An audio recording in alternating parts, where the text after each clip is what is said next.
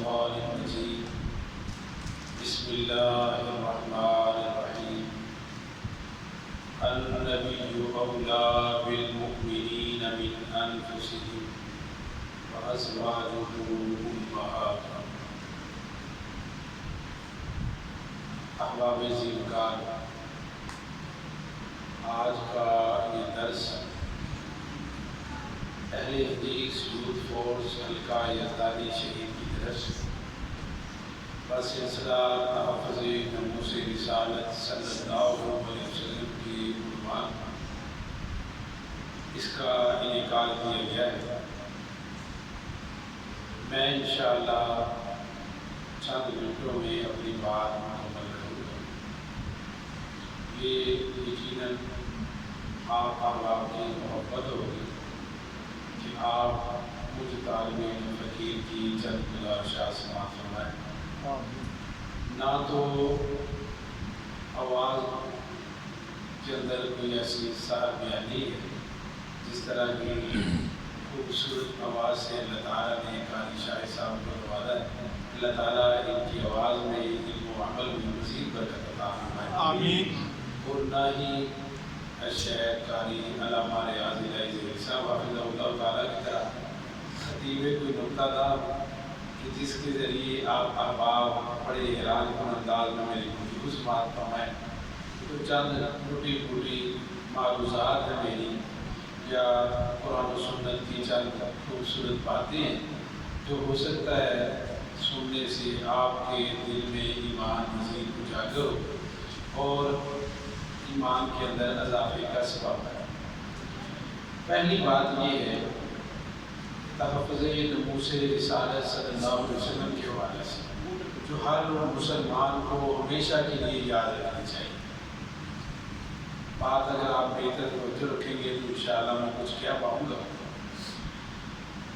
جو بات ہر مسلمان کو یاد رکھنے کی ہے تحفظ ناموس رسالت صلی اللہ علیہ وسلم کے حوالے سے، وہ یہ ہے ہر شخص اس بات کو بخوبی جانتا ہے، محبت اس بندے کی کامل سمجھی جاتی ہے، اس محبت کی جس کی دلیل موجود ہو کہ یہ بندہ واقعی محبت کرنے والا ہے۔ جھوٹے عاشق وہ دنیا میں بھی جوتے کھاتے ہیں، آخرت میں بھی جوتے پڑے۔ محبت کی دلیل یہ ہوتی ہے کہ وہ اپنے محبوب کی اداؤں کو اپناتا ہے، اس کی بات مانتا ہے، اس کی ادائیں وہ اپناتا ہے۔ اب آپ اور میں اپنی محبت کا جائزہ لیں، کیا ہمارے دل میں اللہ کے پیارے محبوب نبی کریم صلی اللہ علیہ وسلم سے محبت ہے؟ یقیناً ہر شخص یہی جواب دے گا، کیوں نہیں؟ مجھ سے بڑھ کر کون ہے؟ آپ بھی کہیں گے کہ ہم سے بڑھ کر محبت کرنے والا کون ہے؟ لیکن محبت کو جانچنے کا معیار اور پیمانہ کیا ہے؟ من احب سنتی فقد احبنی۔ اللہ کے پیارے محبوب نبی کریم صلی اللہ علیہ وسلم ارشاد فرماتے ہیں، جو بندہ میری اداؤں سے، میرے طریقے سے، میری سنتوں سے پیار کرنے والا ہے، وہی حقیقت میں مجھ سے محبت کرتا ہے۔ اب جس قدر جو شخص سنتوں کا متوالا ہے، بدعات سے دور ہے، اسی قدر وہ شخص نبی کریم صلی اللہ علیہ وسلم سے محبت کرنے والا ہے۔ باقی رہی ایمان کی بات یا ہمارے ایمان کو ٹچ کرنا، وہ گیا گزرا شخص کیوں نہ ہو جس کے دل میں رتی بل ایمان موجود ہے۔ اس کی مثال آپ کے سامنے رکھنا چاہوں گا۔ شورش کاشمیری نے اپنے جو مضامین کا ان کا مجموعہ ہے، مجھے ہے حکم اذاں، اس میں ایک مضمون ان کا اس حوالہ سے کہ اختر شیرانی ایک شاعر گزرا ہے، اور شعراء کی زندگی اکثر ایسی ہی ہوتی ہے کہ باتوں کے تو وہ غازی ہوتے ہیں، کردار کے اندر چہرے کمزور ہوتے۔ تو وہ بھی ایسے ہی تھا، ہمیشہ شراب کے نشے میں رہنا اور شعر بڑے کمال کے کہنا اور اپنے علاوہ کسی اور کو کچھ نہ سمجھنا۔ اکثر لوگوں کے یہ ذہن ہوتا ہے، اپنی انا پرستی کی بنا پہ وہ کسی اور کو کچھ سمجھتے، کہتے ہیں جو میں ہوں بس میرے ورگا مالک زمین۔ یہ ہستی جسے لاسانی ذات کہا جا سکتا، جس جیسا کوئی کائنات میں دوسرا نہ ہو، وہ صرف اللہ نے امام الانبیاء جناب مدنی کریم صلی اللہ علیہ وسلم کی ہستی بنائی. میں، میرے والدین، میرا سب کچھ، آپ، ہم سب، ہمارا سب کچھ قربان نبی کریم صلی اللہ علیہ وسلم کی ہستی پہ. آپ سے بڑھ کر حسین، آپ سے بڑھ کر اعلیٰ کردار والا، آپ سے بڑی شان والا، کائنات کیا رب کی ساری مخلوق میں، ساری خدائی میں کوئی دوسرا نہیں، نبی کریم صلی اللہ علیہ وسلم. لیکن اس بندے کے حوالہ سے اس کا ایمان ٹیسٹ کرنے کے لیے چند کمیونسٹ دوست ہیں اس کے، اور بے دین دوست ہیں، عیسائی دوست ہیں، وہ اس کے ساتھ مجلس کے اندر بیٹھے ہوئے، اور جب دیکھا کہ اس نے 2 بوتلیں جو ہے وہ چڑھا لی.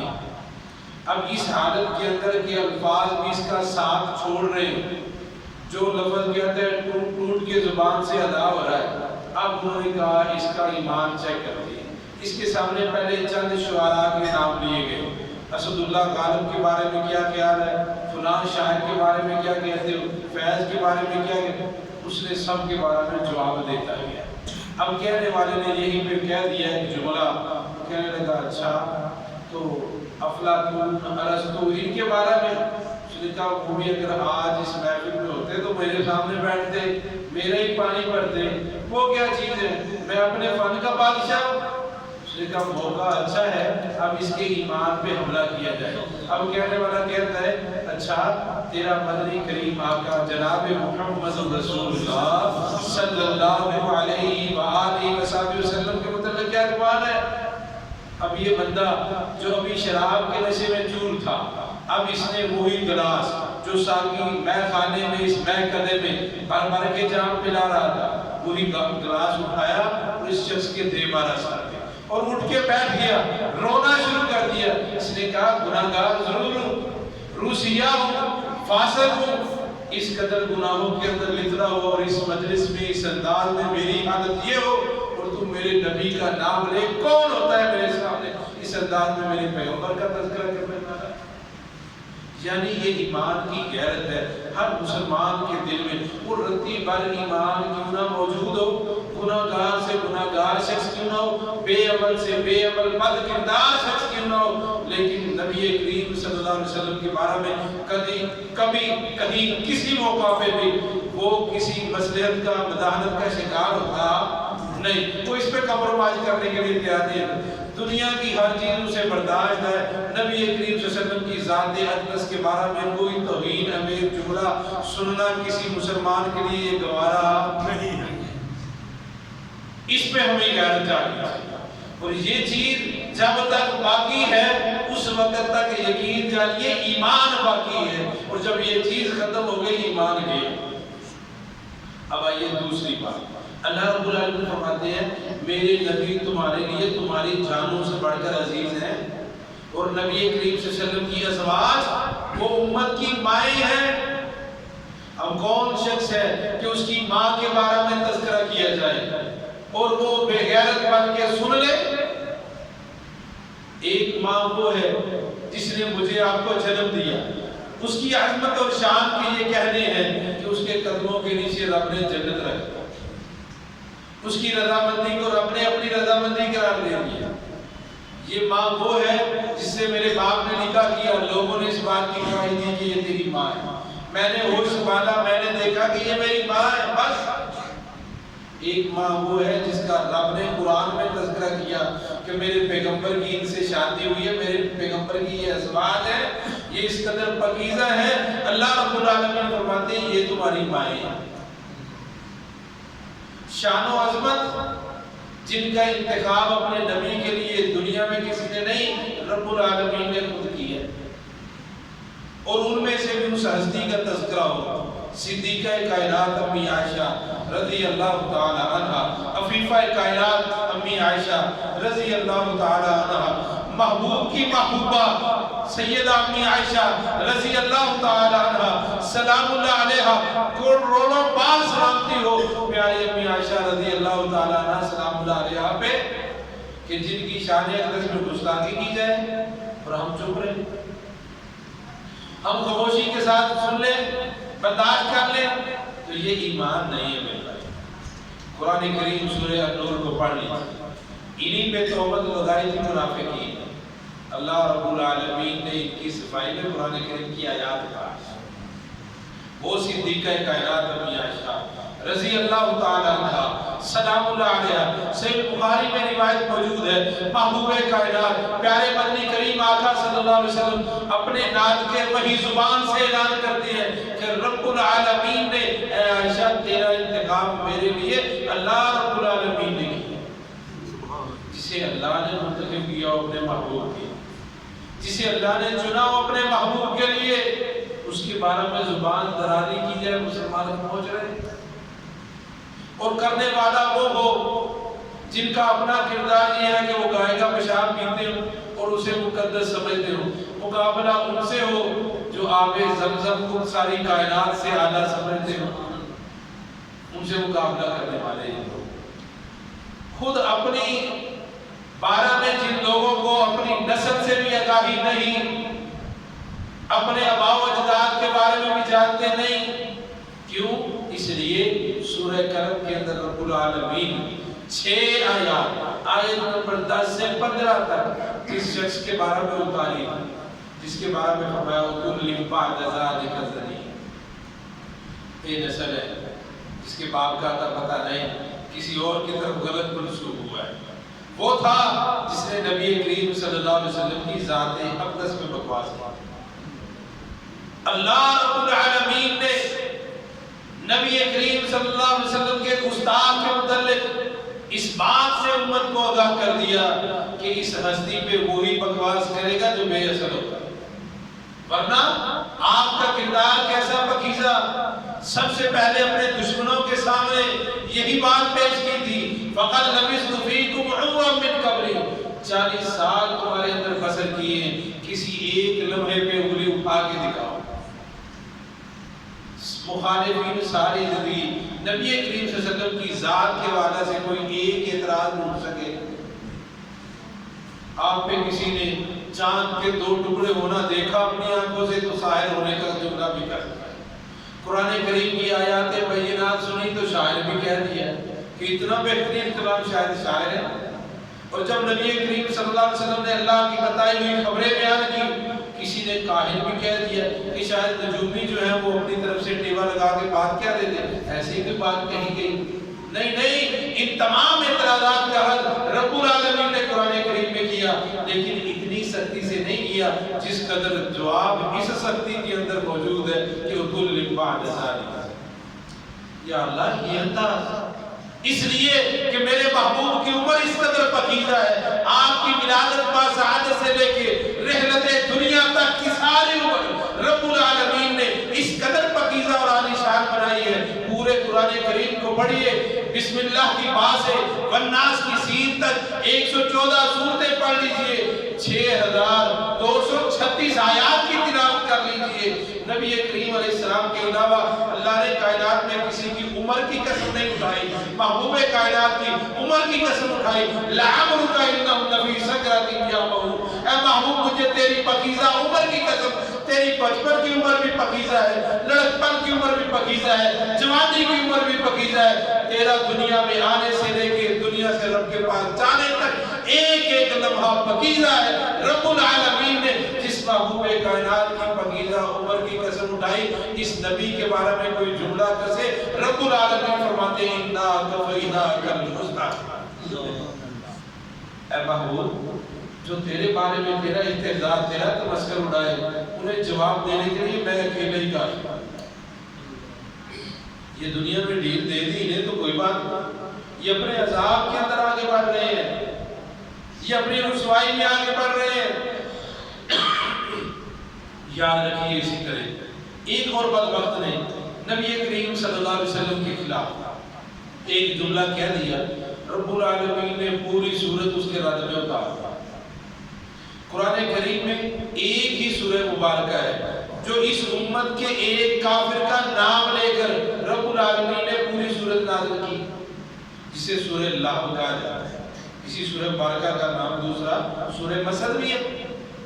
یہ جو آیات اللہ رب العالمین نے قرآن کریم کا حصہ بنائی، تبت یدا ابی لہب وتب، کہ تو ہوتا کون ہے میرے محبوب کو کچھ کہنے والا، اے ابو لہب تیرے دونوں ہاتھ ٹوٹ جائیں دونوں ہاتھ ٹوٹنے کی رب العالمین نے قرآن کریم میں پیشن گوئی فرمائی. اس نے نبی کریم صلی اللہ علیہ وسلم کے ہاتھوں کی گستاخی کی. میں تو جانتا نہیں میرے محبوب کے ہاتھوں کے بارے میں جملہ کہنے والے. یہ تو وہ ہاتھ ہے نبی کریم صلی اللہ علیہ وسلم اپنے ہاتھوں سے مٹی کی مٹھی بھرے کفار کی طرف پھینک دے. اللہ کو یہ انداز اس قدر پسند ہے کہ رب العالمین وما رمیت اذ رمیت ولکن اللہ رما کہہ رہے ہیں. یہ محبوب کائنات صلح حدیبیہ کے موقع پہ اپنا ہاتھ آگے بڑھائے کہ آؤ میرے ہاتھ پہ بیعت کرو. حضرت عثمان کے متعلق بتایا گیا ہے کسی نے انہیں شہید کر دیا, ان کا قصاص ان کا بدلہ لے کے جائیں گے. ہم 1400 صحابہ بیعت کرتے ہیں. رب العالمین قرآن کریم کی آیت اتار دیتے ہیں, اے محبوب نیچے تیرا ہاتھ, اوپر تیرے اصحاب کا ہاتھ, یہ سارے ہاتھ بیعت تیرے ہاتھ پہ کرنا مجھے اس قدر محبوب ہے, پسند ہے. میں ید اللہ فوق ایدی, ان سب کے ہاتھوں پہ اللہ فرماتے ہیں میرا ہاتھ. نبی کریم صلی اللہ علیہ وسلم کے بارے میں جب جہاں جس نے کوئی گستاخی کی رب العالمین فرماتے ہیں میں جواب دینے کے لیے, میں انتقام لینے کے لیے کافی. اور فرمایا محبوب تیری اولاد دنیا سے چلی گئی, نورینہ اولاد, بچے دنیا سے چلے گئے. اب اس پہ بھی بدبختوں نے اعتراض کر دیا. اللہ فرماتے ہیں ان شانئک هو الابتر, یہ جو تیرے بارے میں اعتراض کرتے ہیں نا, ورفعنا لک ذکرک, محبوب یہ کہتے ہیں شاید اولاد دنیا میں باقی رہے گی تو نام باقی رہے گا, تیرا نام مٹ جائے گا. تیرا نام تو ہم نے بلند کیے, کون ہوتا ہے مٹانے والا. یہ جو تیری نسل کے بارے میں نعوذ باللہ جملے کستے ہیں, بتا دے انہیں ان شانئک هو الابتر, یہ تیرے دشمن سارے کے سارے بے نسلیں, ان کی نسلیں قتل کر. یہ میرے رب العالمین کے قرآن کی سچی آیات ہے. میرے بھائیو اب آخر میں مجھے اور آپ کو پیغام میسج اسی پہ بات مکمل کرتے ہیں. جو اپنے والد کی بات نہ مانے, ابا جی اسے کوئی حکم دے اور وہ بندہ آگے سے بات نہ مانے, کیوں جی وہ اپنے باپ کا مؤدب ہوتا ہے یا باپ کا گستاخ؟ جسے بات سمجھ آئی ہے کم از کم بول کے جواب دے دیں. مجھے ماں کی کوئی شخص بات نہ مانے تو کیوں جی ماں کا مؤدب ہوگا یا ماں کا گستاخ؟ طالب علم اگر استاد کی بات نہ مانے تو وہ طالب علم مؤدب ہوگا یا گستاخ؟ تو جو شخص نبی کی بات نہ مانے وہ نبی پاک کا مؤدب ہوگا یا گستاخ؟ تو آپ اور میں اپنا جائزہ لے لیں, نبی کریم صلی اللہ علیہ وسلم کی کتنی باتیں مانتے ہیں اور کتنی چھوڑے بیٹھے ہیں. جو باتیں مجھے اور آپ کو اچھی لگتی ہیں کہ ہم صرف وہی مانتے ہیں, یا ہر بات نبی کریم صلی اللہ علیہ وسلم کی جو میرے نبی نے حکم دے دیا میں اس میں سنت پہ عمل پیرا ہوں, اس میں مرنے مٹنے کے لیے تیار ہوں. آخری بات اسی مناسبت سے, ایک ہوتی ہے محبت اور ایک ہوتی ہے اطاعت. اطاعت ضروری ہے, یہی محبت کی عملی تصویر ہے. وہ بندہ محب نہیں, وہ بندہ نبی پاک سے محبت کرنے والا نہیں, وہ اپنی محبت کے دعوے میں سچا نہیں جو نبی کریم صلی اللہ علیہ وسلم کی اطاعت نہیں کرتا. اب آئیے صحابہ کرام رضوان اللہ علیہم اجمعین میں سے قال سیدنا ابو ذر یا حضرت ابو موسیٰ اشعری رضی اللہ تعالیٰ تھے نبی کریم صلی اللہ علیہ وسلم کے ساتھ. آپ علیہ السلام کے ساتھ کہیں جا رہے ہیں, نبی علیہ السلام نے راستے میں ایک جگہ انہیں روک دیا, میں تم یہی رہنا, میں ابھی آیا. اب نبی علیہ السلام آگے بڑھے, صحابی کہتے ہیں میری نظروں سے اوجھل ہو گئے. آپ علیہ السلام جب میری نظروں سے اوجھل ہوئے مجھے ایسی دھماکے کی زوردار آواز سنائی دی جس طرح کسی شخص کو اٹھا کے زمین پر پٹک دیا گیا. اب کہتے ہیں جب یہ آواز سنی میرے دل میں اسی وقت میں نے سمجھا کسی نے نبی کے رسول پہ حملہ نہ کر دیا, کہیں کفار کی طرف سے کوئی بنوائی نہ آ گئے ہو. اب یہ سوچ کے محبت کہہ رہی ہے اس جگہ کو چھوڑ نبی پاک کے پیچھے جا, لیکن دوسری طرف نبی پاک کا حکم تھا میرے واپس پلٹنے تک یہی رہنا ہے. تو میں وہیں پہ کھڑا تھا, انتظار میں تھا. کچھ دیر گزری, نبی کریم صلی اللہ علیہ وسلم پھر تشریف لے آئے. میرے چہرے کا رنگ اڑا ہوا, نبی علیہ السلام نے دیکھا مزاج شناس تھے رسول اللہ صلی اللہ علیہ وسلم, چہرہ پڑھ لیا کرتے تھے اللہ کے پیارے محبوب نبی کریم صلی اللہ علیہ وسلم. آپ نے سامنے فرمایا ابو ذر کیا بات؟ میں نے وہ ساری بات جو میرے دل میں تھی کیا سنائی. نبی علیہ السلام مسکرا دیا. آپ نے فرمایا فکر کی کوئی بات نہیں. یہ جو تم نے آواز سنی نا، یہ آواز وہ تھی کہ آسمان کا آج اللہ نے ایسا دروازہ کھولا ہے جو آج سے پہلے کبھی نہیں کھلا. پھر فرمایا وہ فرشتہ زمین پہ اترا ہے جو آج سے پہلے زمین پہ فرشتہ نہیں آیا. فرمایا اس نے آگے اللہ کا یہ پیغام سنایا، اے محبوب آپ اپنی امت کو یہ بشارت سنا دیں، آپ کی امت میں سے جو لوگ توحید پہ ان کی موت واقع ہو جائے، فرمایا ان کے باقی گناہوں کو اللہ رب العالمین معاف فرمائے. سبحان اللہ. اللہ تعالیٰ ہم سب کو عقیدہ توحید کی پختگی اور غیرت عطا کر دے، نبی کریم صلی اللہ علیہ وسلم کی سچی محبت عطا کر دے، آپ علیہ السلام کا متبع بنا دے، بدعات و خرافات سے اللہ پاک ہم سب کو محفوظ رکھے. اللہ تعالیٰ ہم سب کے ایمان کی حفاظت فرمائے. ھذا ما کان عندی واللہ یعلم ما تخفون.